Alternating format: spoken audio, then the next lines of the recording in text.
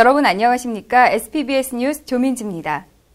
지난 20일 대검찰청 디지털 포렌식 센터에서 2012년 상반기 검찰 블로그와 SNS 담당자 워크숍이 있었습니다. 온라인 홍보의 효과적인 운영과 관리를 주제로 열린 워크숍엔 전국의 검찰청 블로그 담당자와 SNS 홍보 담당자들이 참석했습니다. 검찰 블로그 운영 평가, 검찰 블로그 관리와 포스팅 작성 방법, SNS 활성화 방안 등에 대한 강의가 진행됐으며 검찰 블로그 발전 방안에 대해 토론하는 시간도 마련됐습니다. 지난 23일 대검찰청 형사부는 학교폭력 관련 청소년들을 대상으로 예술 치료를 실시하는 1일 캠프를 개최했습니다.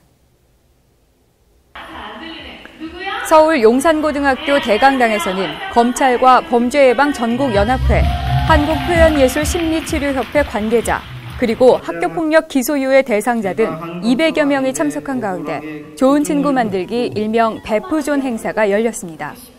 대검찰청은 소년범에 대한 단순 기소유예 제도만으론 교화와 개선 효과가 미흡하다고 보고 가해자와 피해자의 심리 치유를 통한 근본적인 범죄 예방과 피해 회복을 꾀하는 대책을 강구해왔습니다. 대한교육조건부 기소유예 등 기소유예 다양화 방안을 수립하고 정서 순화와 치료 효과가 높은 예술 심리 치료를 도입해 지난 5월부터 서울 남부지검 등 전국청에서 실시하고 있습니다. 이번 행사를 통해 일선 검찰청과 관계자들의 적극적인 관심을 촉구하는 한편 선진 사법체계로 발전하는 계기가 마련될 수 있을 것으로 기대됩니다.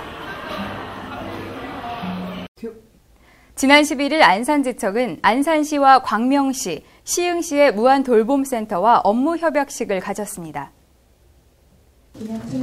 이번 협약식은 공적 지원의 사각지대에 있는 범죄 피해자와 위기 가정을 돕기 위한 것으로 안산지청 관계자와 세계시 지역단체장, 범죄 피해자 지원센터 관계자들이 참석했습니다.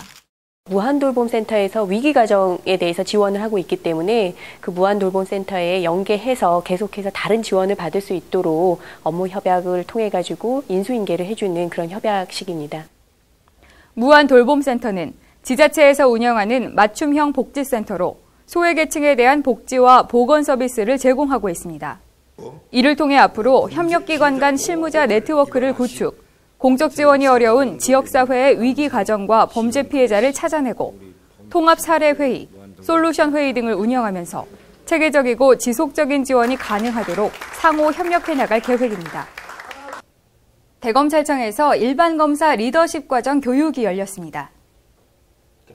진경준 대검 미래기획단장이 일반검사 과정 운영 배경과 의미에 대해 설명했고 외부 전문가로 KBS 1박 2일을 연출한 나영석 PD가 나의 변화 도전기를, 홍만표 변호사가 실체 진실 추구와 검찰의 사명에 대해 강의했습니다. 지난 21일 정전에 대비한 전력 위기 대응 훈련이 실시됐습니다. 한여름 오후에 평온을 깨고 경보가 울립니다.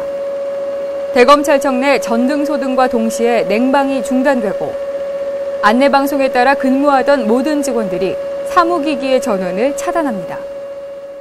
이번 훈련은 하절기 전력 소비량이 급증할 것으로 예상되는 가운데 심각한 전력난에 대한 인식을 환기하고 절전 참여를 독려하기 위한 것으로 2시부터 20분간 전국에 걸쳐 실시됐습니다. 지난 15일과 16일 이틀간에 걸쳐 제5회 검찰 내부 강사 역량 강화 워크숍이 열렸습니다. 법무연수원과 건국대학교에서 열린 워크숍은 검찰 본연의 임무 집중과 관련, 업무 관련 교육의 질적 수준을 높이기 위한 것으로 법무연수원에 출강하는 내부 강사와 희망 직원 등 21명이 참가했습니다. 시범 강의에 이어 설득의 기술과 강의 기법에 대한 초빙 강사의 강의를 들은 참가자들은 동호회 활성화 방안에 대해 활발한 토론을 벌였습니다. 이상으로 뉴스를 마칩니다. 시청해주신 여러분 고맙습니다.